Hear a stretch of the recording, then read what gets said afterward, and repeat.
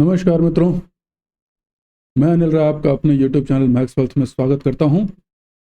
NTPC green energy का much awaited IPO जो है, जिसके बारे में बहुत ज़्यादा बात हो रही है, वो अब बहुत ही जल्दी खुलने वाला है। और आज हम उसी के बारे में डिस्कस करेंगे कि ये एनटीपीसी ग्रीन एनर्जी एक्चुअली है क्या और इसका इम्पैक्ट क्या पड़ेगा, और आने वाले समय में एनटीपीसी पर इसका क्या प्रभाव पड़ेगा, कि क्या हमें ये आईपीओ के लिए अप्लाई करना चाहिए या नहीं करना चाहिए।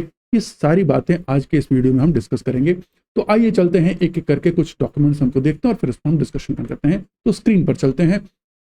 सबसे पहले ये देखिए, 19 सितंबर को, ठीक है, 19 सितंबर को 2-3 दिन पहले की बात है, ज़्यादा नहीं, करीब आज से जो है ये इन्होंने फाइल किया कि भाई अब इन्होंने अपना ड्राफ्ट रेड हेरिंग प्रोस्पेक्टस, जिसको DRHP बोलते हैं, वो उन्होंने सबमिट किया है सेबी के साथ 10,000 करोड़ के, ठीक है, आईपीओ के लिए।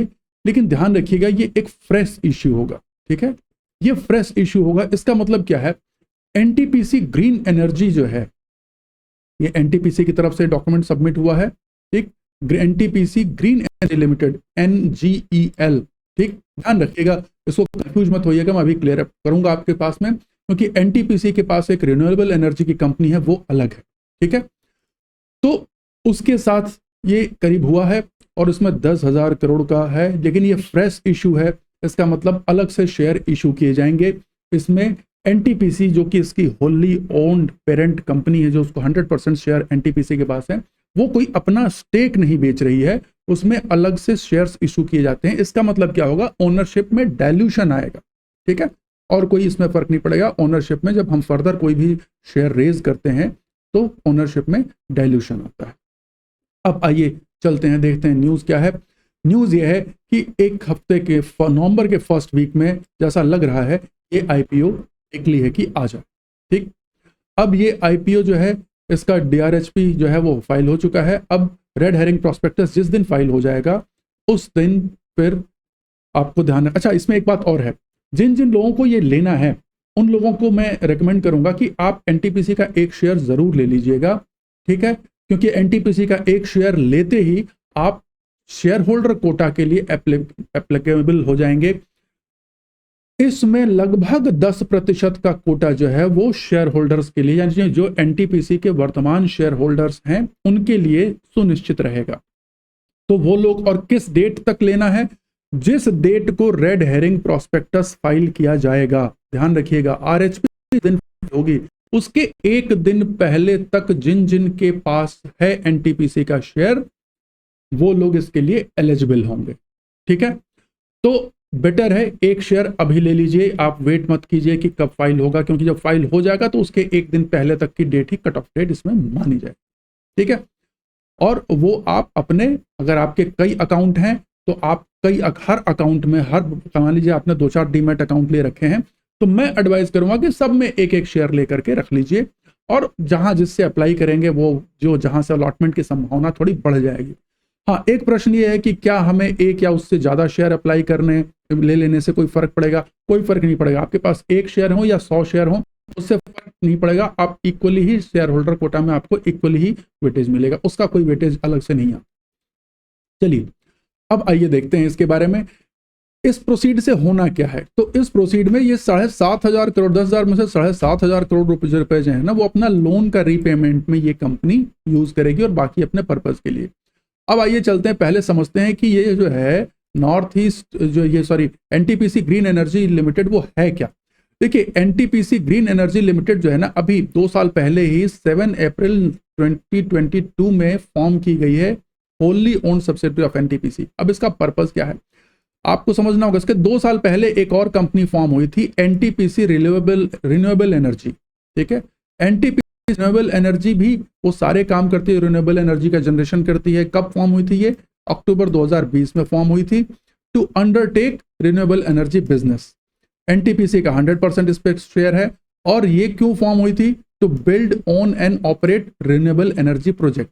अब यहां पर ध्यान से समझिएगा, फिर एनटीपीसी ग्रीन को क्यों बनाया गया भैया, जब पहले ही रिन्यूएबल एनर्जी थी? तो इसका पर्पस क्या था? To hive off the identified renewable energy assets of NTPC along with NTPC Renewable Energy Limited and carry out monetization, ध्यान से सुनिएगा, monetization of wholly owned company through IPO और strategic investment route subject to, यानी कि NTPC green energy का बनाया ही गया इसलिए कि भैया एनटीपीसी और एनटीपीसी रिन्यूएबल एनर्जी के जो भी रिन्यूएबल एनर्जी के एसेट्स हैं उनकी मोनेटाइजेशन की जा सके। तो समझिएगा, इससे एक तो एनटीपीसी की वैल्यू अनलॉकिंग होगी, एनटीपीसी की खुद की वैल्यू अनलॉकिंग होगी, और एनटीपीसी ग्रीन एनर्जी का वो पार्ट देखिए, ग्रीन एनर्जी के पोर्शन की ट्रेडिंग अभी तक जो है, ग्रीन एनर्जी आपको पता है आने वाले समय के लिए बहुत बड़ा और बहुत ही स्ट्रांग मार्केट है,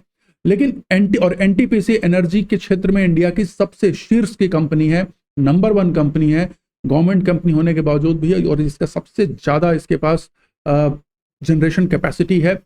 तो ये और बहुत चीजों में उतर चुकी है एनटीपीसी। एनटीपीसी जो है ट्रेडिशनल चीजों के अलावा एनटीपीसी हाइड्रोजन में एंटर कर रही है, एनटीपीसी अब थर्मल में भी, थर्मल में तो बहुत पहले से ही है, इसमें न्यूक्लियर में ऑलरेडी इसने एक एमओयू साइन कर चुकी है, तो न्यूक्लियर में ये ऑलरेडी जो है एंटर कर रही है।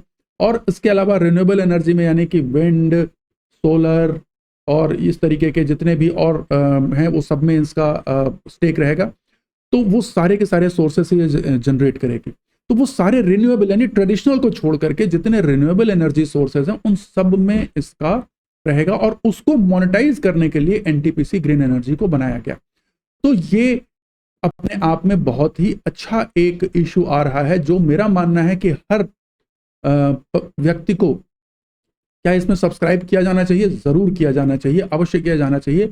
ऊर्जा का क्षेत्र जो है, एनर्जी का क्षेत्र, अब हमारे भारत में जिस तरीके से हमारी इकोनॉमी ग्रो कर रही है, एक बहुत ही अच्छा क्षेत्र है, तो उसमें ग्रोथ की और पोटेंशियल संभावना बहुत अच्छी है, और ये एक लीडिंग कंपनी है, तो लीडर के साथ ही चलना चाहिए, तो उसमें जरूर अप्लाई करना चाहिए। इसके साथ साथ एनटीपीसी में भी वैल्यू अनलॉकिंग होगी, तो एनटीपीसी की भी आप जरा एक बार देख लें स्थिति, एनटीपीसी की वैल्यू में भी बहुत फर्क पड़ेगा। और एनटीपीसी में कहाँ आएगा, एनटीपीसी की देखिए अभी मार्केट कैप कितनी चल रही है, थोड़े से फंडामेंटल देख लेते हैं, तो 4 लाख करोड़ की मार्केट यहाँ पे, अभी भी पीई 19 का है, मतलब 20 पीई का पी, और 10 रुपए की फेस वैल्यू का शेयर। देखिए फेस वैल्यू, कई लोग कहते हैं कि जब 10 रुपए की फेस वैल्यू के शेयर से क्या फर्क पड़ता है, 1 रुपए 10 रुपए फर्क पड़ता है। जब आपके पास 10 रुपए की फेस वैल्यू है ना, तो आपके पास स्कोप है उसको स्प्लिट करने का, ये जब बढ़ जाएगा तो उसको स्प्लिट कर सकते हैं, उसमें फिर एडिशनल उसमें उसको डिवाइड कर सकते हैं, तो स्प्लिट से आपके पास नंबर ऑफ शेयर्स बढ़ जाते हैं। हाँ, जब एकदम फेस वैल्यू 1 रुपए की हो जाती है तो आपके पास स्प्लिट करने का ऑप्शन नहीं है, तब आप बोनस शेयर वगैरह इशू करके उसको कर सकते हैं, बट फिर भी स्प्लिट का एक ऑप्शन रहता है। अब प्रमोटर की होल्डिंग इसमें कितनी है, तो ये गवर्नमेंट ऑफ इंडिया, तो ये 51% की है। उसके अलावा प्लेस परसेंटेज देखिए 0 है। डेट जो है, डेट इक्विटी 1.48, मतलब इतना ह्यूज इन्वेस्टमेंट वाली कंपनी का इक्विटी 1.48 है, ठीक है। और 40,000 करोड़ का कैश फ्लो फ्रॉम ऑपरेशन 1 साल का है। रिजर्व आप देखिए 1.5 लाख करोड़ के आसपास है, ठीक है। 1 साल में इसने 80% का रिटर्न दिया हुआ है। बुक वैल्यू 166 की है। रिटर्न ऑन कैपिटल एम्प्लॉयड 10% का, और रिटर्न ऑन इक्विटी 13.6% की है। प्रॉफिट ग्रोथ 20% का। Return on employed capital, invested capital यहाँ पे कितना है, 10% का। तो ये अपने आप में जो है, ये सारी की सारी चीजें जो है, मार्केट कैप टू सेल्स 2.2%, 6, तो ये कोई बहुत ज्यादा ओवर वैल्यूड नहीं दिख रही है इस मायने से देखें तो। और जिस तरीके से अनलॉकिंग होगी तो ये यहाँ से जरूर यहाँ से और ऊपर बढ़ेगा, इसके चांसेस हैं। अब आइए चार्ट देखते हैं। देखिए चार्ट पर आप क्लियरली देख रहे हैं, ये अपने एकदम ऑल टाइम हाई पे खड़ा है। एनटीपीसी जो है, इसके मंथली चार्ट को आप देखिए, ये एकदम स्टीप प्राइस लेकर के अपने एकदम ऑल टाइम हाई पे खड़ा है। और यहां पर हम डेली में आकर के देखते हैं इसको, ये देखिए अभी भी यहां पर इस जगह पे टिका हुआ है। और आपको बार बात बता दूं मैं कि इस पे 2 रिकमेंडेशन नए आए हुए हैं। एक तो जेफरीज, आप जानते होंगे, जेफरीज का इसका रिकमेंडेशन है 485 का, ठीक है, ये 485 जा सकता है। उसके अलावा आईसीआईसीआई डायरेक्ट, ठीक है, उसका है 495 का रिकमेंडेशन है, इसका 495 का टारगेट प्राइस दिया हुआ है। क्या ये टारगेट प्राइस होंगे, अभी भी मेरा मानना है एकदम, क्योंकि ये देखिए इस हाई को क्रॉस करने के बाद जो है ये डेफिनेटली कहीं ना कहीं ये अगर इसको डिसाइसिवली ब्रेक करता है तो ये टारगेट अचीव होने कोई बहुत मुश्किल नहीं है। और जैसे ही ये आईपीओ मार्केट में आ जाएगा, इसका वैल्यू अनलॉकिंग का इफेक्ट इस पर दिखना शुरू हो जाएगा और इसमें भी एक ट्रैक्शन आएगा, डेफिनेटली आएगा। लेकिन स्टॉक मार्केट, जैसा मैं हमेशा कहता हूं कि स्टॉक मार्केट जो है वो जोखिमों के अधीन है। जो स्टैंडर्ड डिस्क्लोजर है, stock market is subject to, भाई investing is subject to stock market risk. तो हमेशा सोच समझ करके रखें, ऐसा ना करें कि जोश में आकर के पूरा का पूरा लगा दें। बुद्धिमानी से सोच समझ के सीमित कैपिटल को रखें इसमें। और हाँ, ग्रीन एनर्जी के लिए जरूर अपना एक अलग से प्रोविजन बनाकर रखें, आईपीओ में लगाएं। आईपीओ में लगाने के बाद आप उसको लॉन्ग टर्म के लिए भी रख सकते हैं, और अगर अच्छी लिस्टिंग हो तो वहां बुक करके बाद में फिर दोबारा खरीद सकते हैं। तो ये आप हर तरीके से इसको अपने हिसाब से ट्रेड कर सकते हैं। तो अभी भी मैं फिर कहूंगा, जिन लोगों को भी इसमें इंटरेस्ट है, और यही आने वाली और भी कई आईपीओज हैं तो उसके बारे में भी मैं एक वीडियो बनाऊंगा तो मैं बताऊंगा।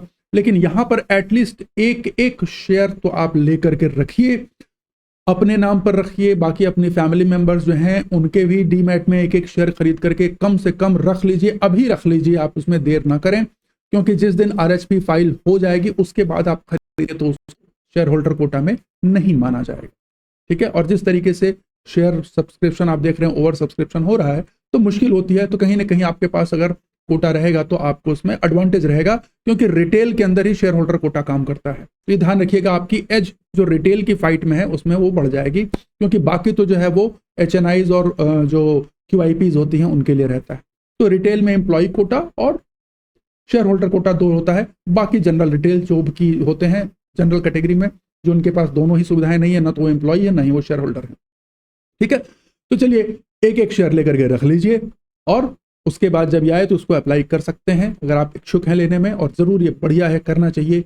हर शेयर इस लायक नहीं होता, लेकिन एनटीपीसी कहीं कोई तरीके की दिक्कत नहीं दिखाई दे रही है मुझे उसके फाइनेंशियल वाइज।